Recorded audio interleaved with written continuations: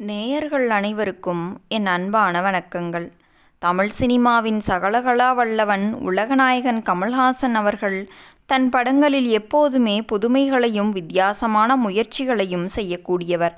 அதேபோல தமிழ் சினிமாவின் தத்துவக்கடல் தன் பேனாமுனையால் கோடிக்கணக்கான மனிதர்களின் வாழ்க்கைக்கு வழிகாட்டியவர் கவியரசு கண்ணதாசன்.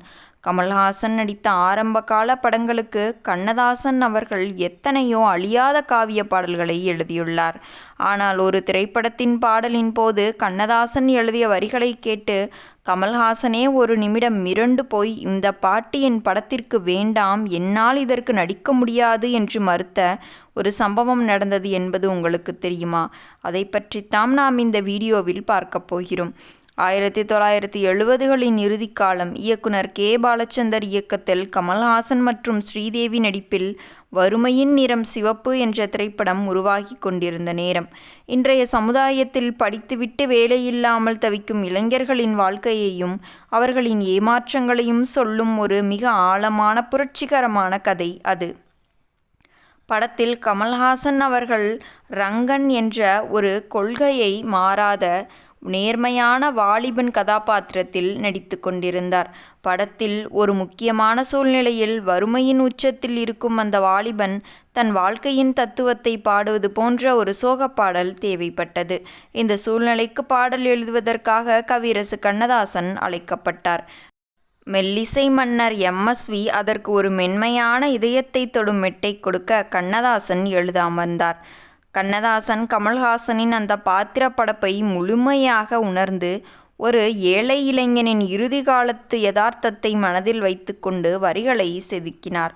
அப்படி எழுதிய பாடல்தான் வறுமையின் நிறம் சிவப்பு, இதில் வாழும் மனிதனின் மனம் ஏனோ வெளுப்பு என்று தொடங்கி அதன் சரணத்தில் மனிதர்களின் போலித்தனத்தை சாடும் வரிகளை எழுதினார்.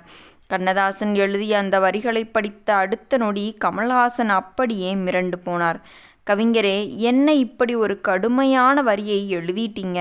இது மிகவும் யதார்த்தமாக அதே சமயம் சமுதாயத்தின் முகத்தில் அறைவது போல இருக்கிறது. ஒருவேளை இந்த வரிகள் மிகவும் தீவிரமாக இருப்பதால் ஆடியன்ஸ் ஏற்றுக்கொள்ள முடியாமல் போய்விடுமோ என்று என் மனம் பயப்படுகிறது. இந்த வரிகள் வேண்டாம், கொஞ்சம் மாற்றுங்கள் என்று தயக்கத்துடன் கூறினார். கமல்ஹாசன் போன்ற ஒரு மாபெரும் அறிவாளியே அந்த வரிகளைக் கண்டு கலங்கியுள்ளார். கண்ணதாசன் புன்னகைத்துவிட்டு, கமல், இது வெறும் பாட்டு அல்ல. இந்த உலகத்தில் இருக்கும் எத்தனையோ வேலையில்லாத இளைஞர்களின் நிஜமான மனக்குமுறல் இது. உங்களைப் போன்ற ஒரு மாபெரும் கலைஞன் பாடினால்தான் இந்த வரிகள் ஒட்டுமொத்த சமுதாயத்தையும் உழுக்கும். தயவு செய்து வரிகளை மாற்றச் சொல்லாதீர்கள் என்று கண்ணதாசன் கூறினார். அதேபோல் கமல் இறுதியாக அந்த பாட்டுக்கு ஒப்புக்கொண்டார். படம் வெளியான போது அந்த பாடல் காட்சி தியேட்டரில் இருந்த ஒட்டுமொத்த இளைஞர்களையும் உணர்ச்சிவசப்பட வைத்தது. படமும் வெற்றி பெற்றது. மீண்டும் நாளை சந்திப்போம். நன்றி, வணக்கம்.